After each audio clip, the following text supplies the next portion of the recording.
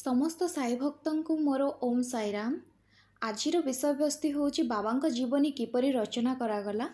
थरे अणा साहेब मन को विचार आसिला जे भक्त माने सेमानंक नेत्र जुगल रे श्री साई बाबा दर्शन लाभर वंचित होउछंती। सेमाने एही चरित्र पाठ करी श्री साई बाबा जीवन सागर रे अवगाहन करि परिबे।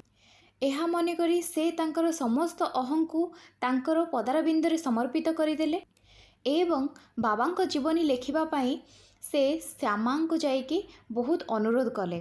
श्यामा थिले बाबांकर अंतरंग भक्त मानक मध्य अन्यतम।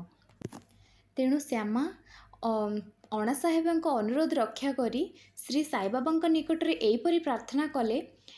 एही अणा साहेब आपणकर जीवनी रचना करबा पाई अत्यंत उत्सुक होइछंती।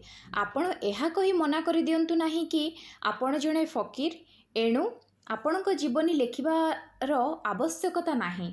आपणकर केवल कृपा और अनुमति द्वारा ही से एही रचना को सक्षम हेबे, अर्थात आपणक श्रीचरणर पुण्य प्रताप बलरे ही एही कार्य सफल होई परिबो।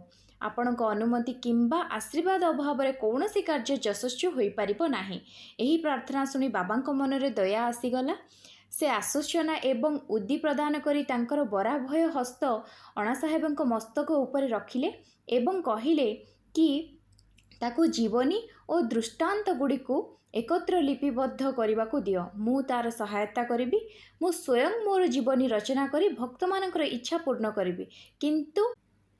किंतु ताकू अहं त्याग करी मोर शरण रे आसीबा को हेबो। जी तार जीवन रे एपरी आचरण करे मु ताकू अधिक सहायता करि थाए। मोर जीवन चरित वर्णना तो सहज, घरे बसिथिबा बेले मु ताकू अनेक प्रकार सहायता प्रदान करुछि। जेतेबेले तार अहं संपूर्ण नष्ट होई जिवो तथा लेशमात्र चिन्ह रहिबो नाही, सेतेबेले मु तार अंतकरण रे प्रकट होई स्वयं निजर जीवनी रचना करिबी।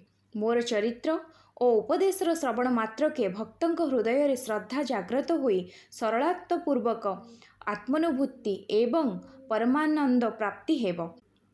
ग्रंथरे निजर मत प्रतिपादन, अन्यर मत खंडन तथा अन्य कौनसी विषयक सपक्ष किंबा विपक्ष व्यर्थ वादनुवादर अपचेष्टा करा जीव नाही। ओम साईराम।